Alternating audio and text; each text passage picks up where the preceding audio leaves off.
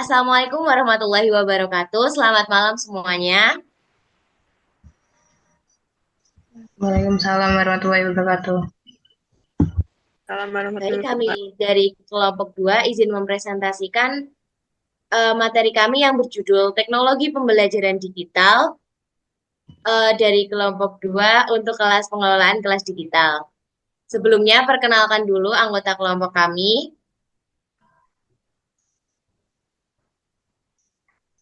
Yang pertama, saya sendiri Hayu Abidah Delia dengan NIM K43240037.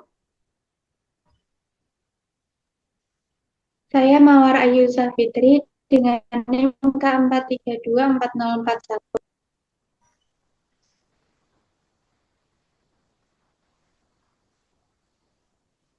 Saya Rahyudianingsih dengan NIM K43240049.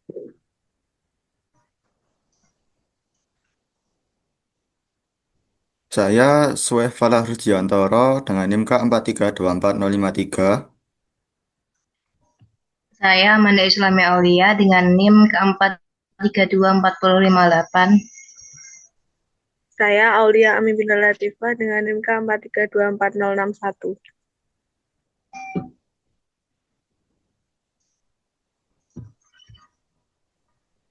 Baik, Baik, perkenalkan. mari kita lanjutkan. Baik, akan dilanjutkan oleh Mas Falah. Baik, perkenalkan saya Sueh Falah Rudiantoro.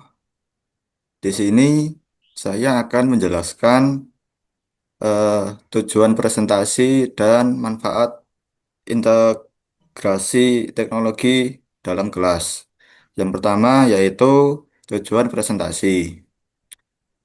Tujuan presentasi kali ini yaitu yang pertama, kita akan memahami bagaimana teknologi bisa membantu guru menjadi lebih efisien dan efektif. Jadi, bukan hanya sekedar memakai alat digital, tetapi bagaimana penggunaannya benar-benar mendukung kerja guru. Yang kedua, yaitu kita akan mengenal berbagai alat digital yang bisa digunakan dalam pembelajaran. Baik itu untuk mengajar, menilai, maupun membangun komunitas kelas. Dan yang ketiga, yaitu kita akan membahas strategi penilaian serta pengembangan profesional guru yang bisa dilakukan secara digital. Jadi, harapannya setelah teman-teman menonton video ini, kita bisa mempunyai gambaran alat-alat apa saja yang bisa kita gunakan ketika kita menjadi guru suatu saat nanti. Kemudian, manfaat integrasi teknologi di dalam kelas. Di sini kita melihat dua kata kunci, yaitu efisiensi, efisien, dan efektivitas. Teknologi bisa membantu guru bekerja lebih efisien. Misalnya, dalam mengelola nilai, membuat soal, dan juga bisa juga membagikan materi. Contohnya seperti Google Form untuk membuat kuis atau ulangan harian, atau bisa juga LMS seperti Google Classroom untuk mengatur semua kebutuhan kelas dalam satu tempat. Tapi tidak hanya itu, teknologi bisa juga meningkatkan efektivitas pengajaran. Artinya, kita bisa membuat pengajaran menjadi lebih personal dan adaptif, sesuai dengan kemampuan atau kebutuhan siswa. Jadi, bisa lebih fleksibel. Dan next materi selanjutnya.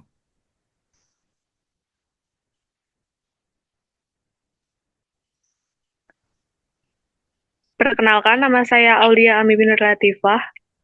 Selanjutnya yaitu media sosial dalam kelas.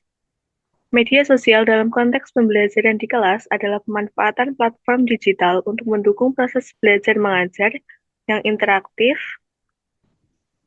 kreatif, dan relevan dengan kehidupan sehari-hari siswa. Dengan menggunakan media sosial dan alat digital, Guru dapat memperkaya metode pengajaran serta meningkatkan partisipasi dan motivasi siswa. Next.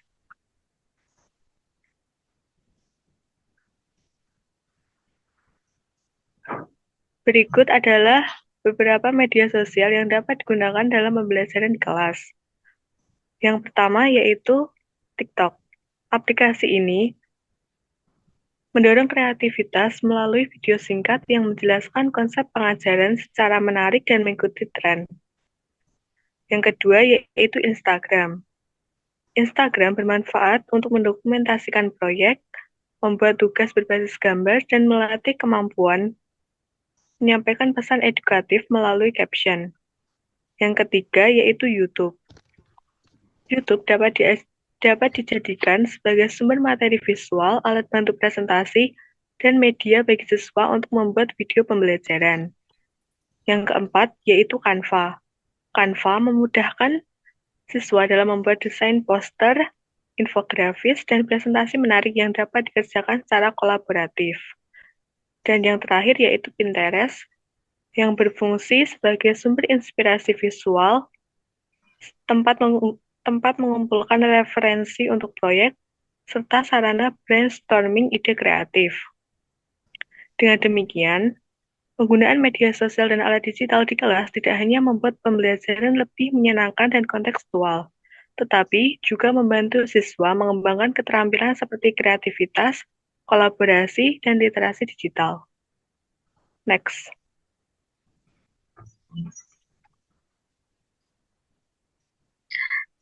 Perkenalkan, nama saya Manda Islami Aulia Putiartoko tentang situs agregator. Nah, terkadang guru itu mau cari alat atau website yang seru untuk membantu murid-muridnya untuk belajar, tapi mencari satu-satu di internet itu memerlukan banyak tenaga dan juga banyak waktu. Sekarang ini sudah ada yang namanya situs agregator. Tugas dari situs agregator ini tugasnya adalah untuk mengumpulkan link dari banyak situs yang sangat bagus-bagus. Jadi guru itu nanti tinggal pilih, klik, dan pakai situs itu dalam pembelajarannya. Yang pertama itu ada Teachers First. Ini ibaratnya seperti supermarket besar yang isinya alat belajar interaktif dan tips dari guru buat guru. Teacher First ini adalah situs yang sangat membantu guru karena punya koleksi besar alat dan website belajar. Di Teacher First, guru itu bisa mencari bahan ajar berdasarkan kelas, mata pelajaran, bahkan juga bisa berdasarkan kata kunci tertentu seperti pengukuran atau kebakaran. Setiap situs yang ada di Teacher First itu dilengkapi dengan menunjukkan jenis kontennya seperti game, alat belajar, kuis, atau dan lainnya. Penjelasannya itu juga jelas dan lengkap, ditambah dengan tips langsung dari guru lain. Lalu yang selanjutnya yaitu ada Internet for Classrooms. Ini ibarat seperti lemari besar penuh alat belajar untuk anak dari TK sampai SMA. Di sini bisa mencari aktivitas belajar sesuai kelas dan pelajaran. Lalu ada UTH Education Network, yang ini isinya nggak sebanyak di situs-situs lainnya, tapi tampilannya itu lebih rapi dan lebih gampang dipakai. Ini tersedia dari TK sampai kelas 12. Mata pelajarannya juga hanya tinggal pilih saja seperti mau matematika atau sains atau bahasa. Next.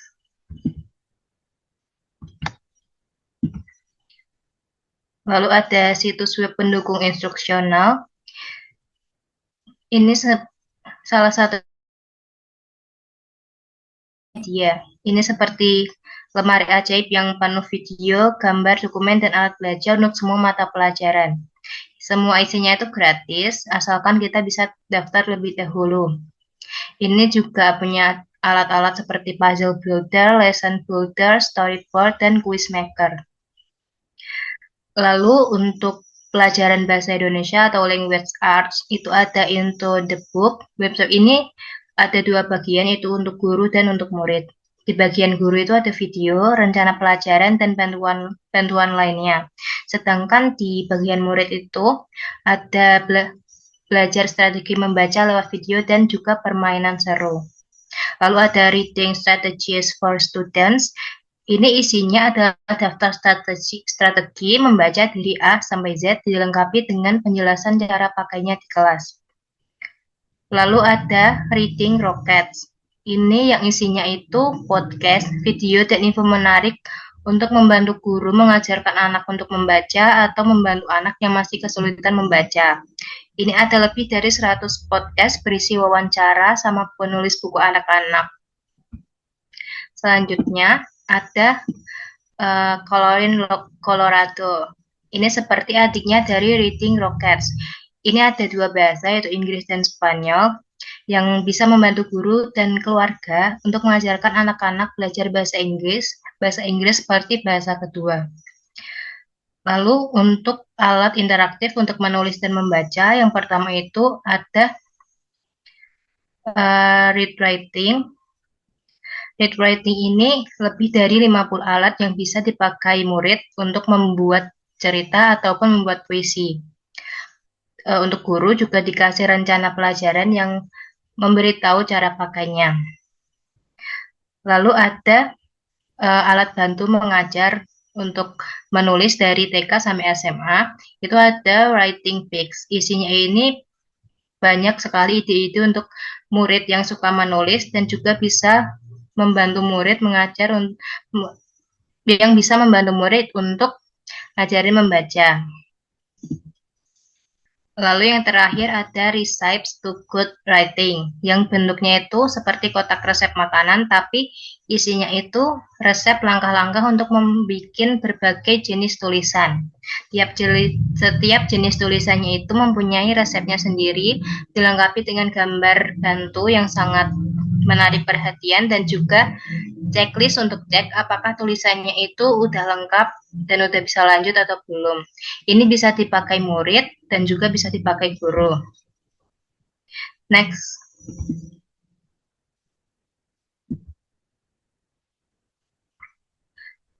Sedangkan untuk belajar matematika atau hitung-hitungan ada Khan Academy. Di sini murid-murid itu bisa menonton video belajar matematika dari TK sampai SMA. Videonya dijelaskan secara pelan-pelan dan cara ngomongnya juga beda dari guru biasa. Lalu ada belajar sains, ilmu pengetahuan, ada learning science yang punya banyak alat main dan eksperimen yang seru di dalamnya. Ini bisa klik topik seperti tumbuhan atau cuaca, lalu selanjutnya keluar berbagai aktivitas sains, video dari YouTube, dan alat bantu untuk eksperimen. Lalu ada Archive Education. Di dalamnya ini punya foto dan video hewan yang keren seperti singa, jerapah, dan serangga-serangga yang mungkin kita jarang jumpai. File-filenya itu juga sudah dibagi berdasarkan umur anak, jadi guru itu gampang untuk memilih mana yang cocok untuk di kelasnya. Lalu untuk belajar sosial atau sejarah dan dunia sekitar itu ada Bringing History Home. Ini websitenya udah lama tidak diupdate, tapi isinya itu masih sangat bagus, terutama untuk anak SD, anak TK sampai anak SD. Di dalamnya itu ada bacaan non fiksi, bukan dongeng, dan gambar-gambar buat belajar sejarah dan panduan, dan terdapat juga panduan untuk menulis cerita sejarah. Next.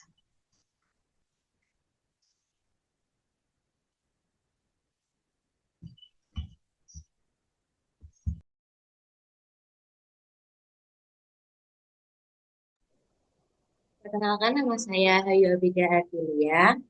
Baik, saya akan melanjutkan presentasi dengan materi penilaian formatif dengan teknologi. Penilaian formatif sendiri yaitu adalah penilaian yang dilakukan selama proses pembelajaran berlangsung untuk memantau dan memperbaiki pembelajaran, serta memberikan umpan balik secara real time kepada siswa maupun guru untuk memberikan evaluasi terhadap pembelajaran yang sedang berlangsung. Nah, penilaian formatif sendiri itu berbeda sekali dengan penilaian sumatif yang hanya dilakukan pada akhir pembelajaran. Lalu, penilaian formatif ini bertujuan yang pertama untuk mengetahui tingkat pemahaman siswa saat proses belajar berlangsung. Guru dapat mengetahui tingkat pemahaman siswa dengan siswa mengerjakan kuis secara real time maupun jika contohnya itu setelah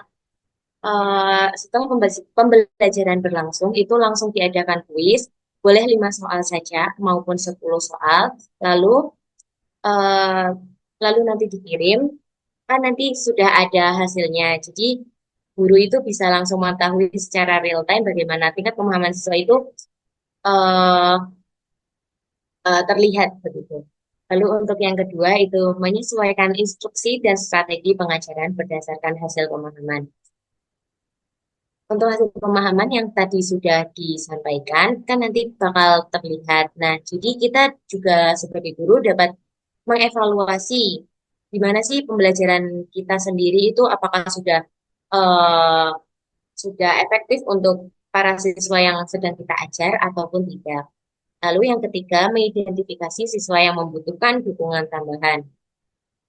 Dan data yang kita dapat melihat bagaimana siswa itu dapat digolongkan ke beberapa bagian, yaitu contohnya siswa yang aktif maupun siswa yang tidak aktif, siswa yang cepat tanggap maupun tidak. Jadi kita dapat memberikan secara eksklusif pembelajaran kepada siswa yang kurang tanggap tersebut. Kemudian untuk yang nomor 4, memberikan umpan balik cepat kepada siswa dan guru. Jadi dengan penggunaan teknologi di penilaian formatif ini, kan itu diadakan secara langsung. Jadi jika terdapat evaluasi maupun kesalahan, itu dari siswa maupun guru bisa langsung mengevaluasi. Untuk yang kelima, yaitu menghindari penilaian sekali jalan yang hanya menilai hasil akhir. Yang saya jelaskan seperti tadi, yang penilaian sumatif. Penilaian sumatif itu kan hanya di akhir, jadi seluruh seluruh materi itu dijadikan satu di akhir seperti tes maupun UAS. Nah, kalau penilaian formatif itu jadi selama proses pembelajaran berlangsung.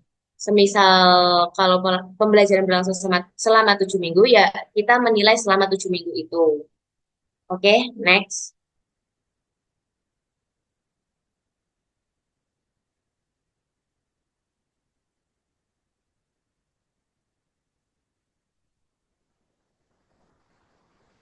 Baik, di penilaian formatif ini terdapat juga aplikasi pendukung, yaitu terdapat Quizzes, Kahoot, Google Forms, dan ID Puzzle.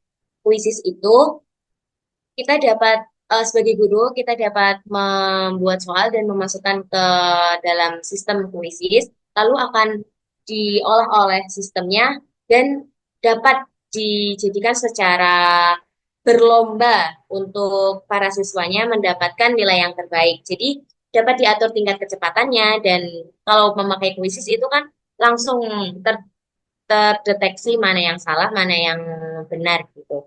Lalu untuk Kahoot sendiri sama seperti Quizzes yang yang dapat digunakan untuk secara eh, dapat digunakan juga sebagai ajang untuk berkompetisi, tapi berkompetisi dengan menyenangkan. Jadi seperti main kuis lalu tapi ada kecepatannya gitu. Jadi dapat ditentukan pemenangnya nanti.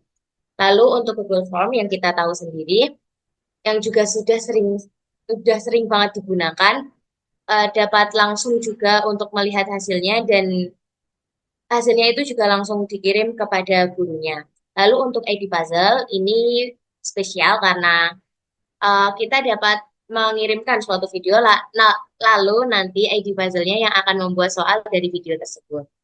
Lalu keunggulannya yaitu yang pertama, otomatisasi penilaian.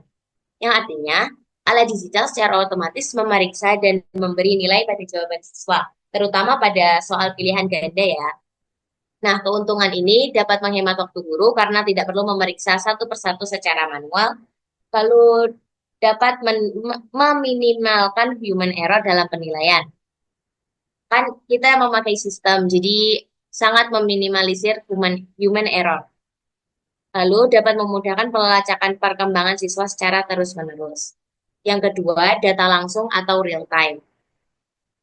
Guru dapat melihat jawaban siswa secara langsung saat mereka mengerjakan kuis atau aktivitas. Contohnya, seperti jika kita menggunakan Quizzes, guru dapat me- melihat perkembangan siswa itu, siswa ini sudah mengerjakan berapa soal begitu.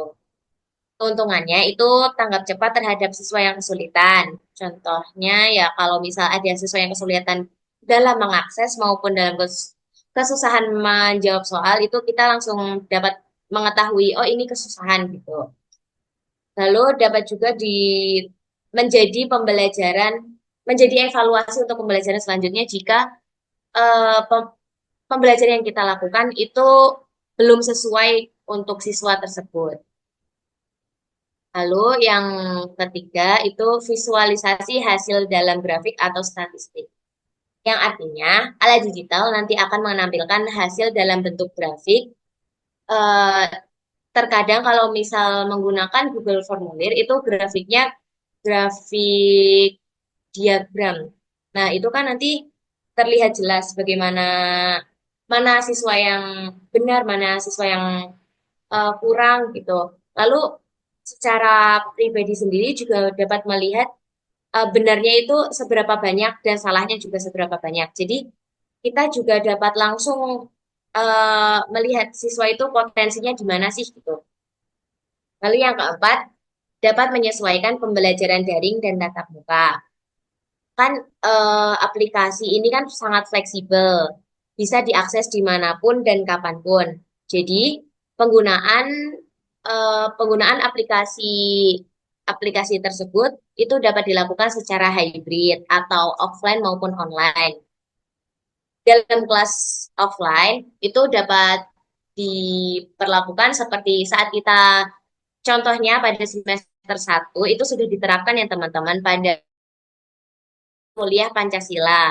Seperti kan kita masih berada di kelas, terus sudah selesai pembelajarannya, lalu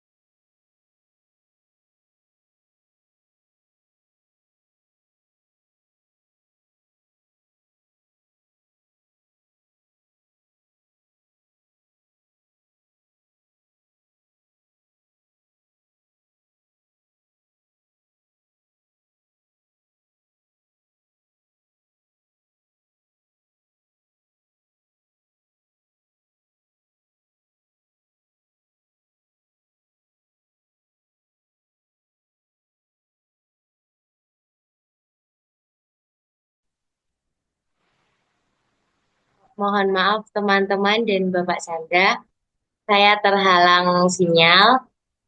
Saya akan lanjutkan untuk poin keempat yang bisa disesuaikan dengan pembelajaran daring dan luring. Untuk pembelajaran daring sendiri, itu juga kita sudah menerapkan pada semester 1 juga pada mata kuliah biologi umum. Waktu UTS juga, itu Bapak Dwi kan juga memantau secara online dengan kita menggunakan aplikasi Google Formulir untuk mengerjakan soal tersebut.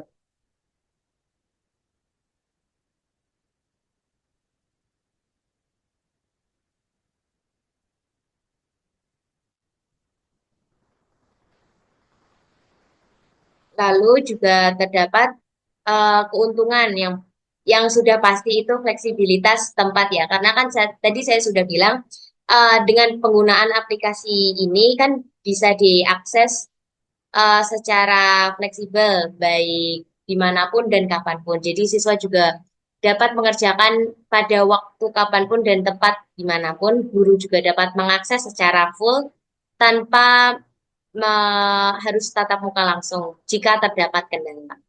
Oke, next.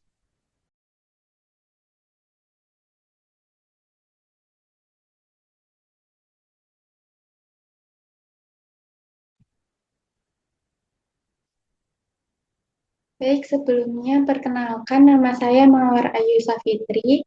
Jadi di sini saya akan menjelaskan sumber gambar dan sumber audio bebas hak cipta yang dapat digunakan oleh guru dan siswa dalam pembelajaran digital. Nah, di era teknologi saat ini, penggunaan gambar dan audio dalam materi pembelajaran digital menjadi sangat penting untuk membuat konten agar lebih menarik dan interaktif. Nah, namun penting untuk dicermati ya teman-teman, kita harus memastikan bahwa sumber gambar dan audio yang digunakan ini harus bebas hak cipta atau memiliki izin untuk digunakan dalam konteks pendidikan atau pembelajaran. Nah, langsung saja yang pertama itu ada yang namanya uh, Pixabay. Nah, Pixabay ini yang warna hijau ya teman-teman. Nah, Pixabay ini merupakan platform besar yang menyediakan gambar, video, dan ilustrasi yang pastinya bebas hak cipta dan dapat digunakan secara gratis. Yang kedua itu merupakan gambar logo ya, itu untuk Unsplash atau Unsplash. Nah, ini dikenal dengan koleksi foto berkualitas tinggi yang bebas hak cipta juga dan dapat digunakan untuk berbagai proyek, termasuk pendidikan. Nah, selanjutnya ada Photos for Class. Nah, Photo for Class ini merupakan aplikasi yang menawarkan koleksi foto bebas hak cipta yang sangat cocok digunakan untuk siswa dan guru saat mengajar di kelas. Terus yang di bawah itu namanya Pix for Learning. Nah, itu merupakan aplikasi yang menyediakan gambar bebas hak cipta juga yang khusus diciptakan untuk keperluan pendidikan. Seperti misalnya misalnya kalau saya jadi guru biologi nantinya, saya bisa menggunakan gambar sel atau gambar anatomi lainnya menggunakan gambar yang bebas hak cipta dari Pixabay untuk memperjelas konsep yang sedang dijelaskan. Next.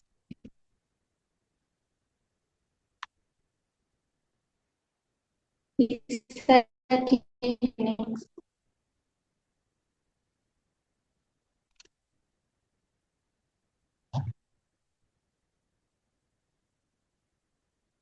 Nah, yang kedua ada sumber audio. Yang pertama itu ada YouTube Audio Library. Nah, YouTube Audio Library ini menyediakan koleksi musik dan efek suara yang dapat digunakan secara bebas untuk proyek-proyek multimedia, seperti contohnya saat membuat video pembelajaran untuk siswa-siswa di kelas. Nah, kita dapat mengambil mungkin background atau opening dari YouTube Audio Library ini. Terus yang kedua yang ada gambar buayanya itu namanya Soundgator atau ya Soundgator. Nah, platform ini menawarkan koleksi audio dan efek suara yang dapat digunakan dengan bebas. Terus yang terakhir ada Soundbible. Soundbible ini merupakan situs yang menyediakan efek suara bebas hak cipta yang dapat digunakan dalam berbagai proyek. Nah, audio ini bisa digunakan dalam pembuatan video pembelajaran keterlibatan siswa dengan guru. Nah, dengan sumber audio yang tepat, guru dan siswa dapat memperkaya pengalaman belajar, membuat materi lebih dinamis dan lebih menarik. Jadi next.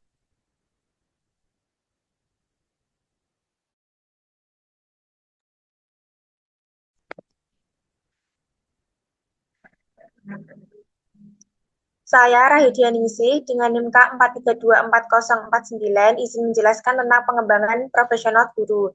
Yang pertama, ada in-service training. In-service training merupakan pelatihan yang diwajibkan oleh institusi yang biasanya difokuskan pada kepatuhan terhadap kebijakan atau aturan yang berlaku. Misalnya pelatihan kurikulum baru ataupun pelatihan administrasi. Yang kedua ada professional development, yaitu adalah pengembangan atas inisiatif pribadi guru. Tujuannya untuk meningkatkan kemampuan mengajar dan profesionalisme atas secara berkelanjutan, seperti mengikuti seminar, membaca jurnal, ataupun pelatihan online. Next.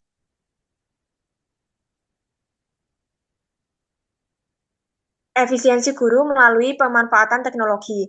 Teknologi membantu guru bekerja lebih efisien dengan cara yang pertama, automatisasi tugas administratif seperti penilaian, presensi, dan pembagian materi yang dilakukan menggunakan teknologi. Yang kedua, pemanfaatan learning management system atau LMS seperti aplikasi Google Classroom, Google Schoology, dan Edmodo.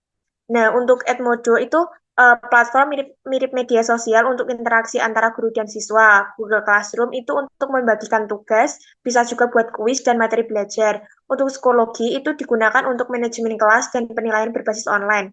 Nah, dengan teknologi ini, guru bisa mempunyai lebih banyak waktu yang berfokus pada siswa dan pengajaran. Next.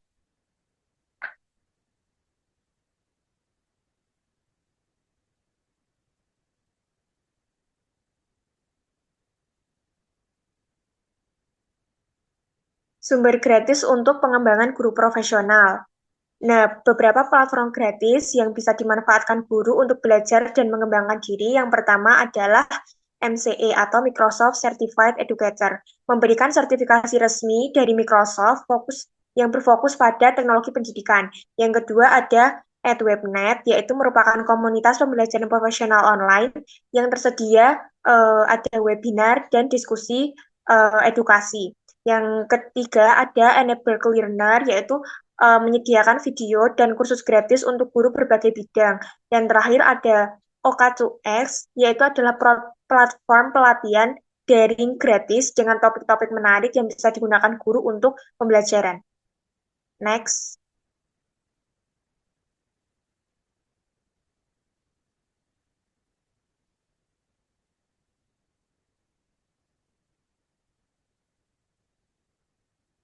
Terima kasih atas perhatiannya. Terima kasih untuk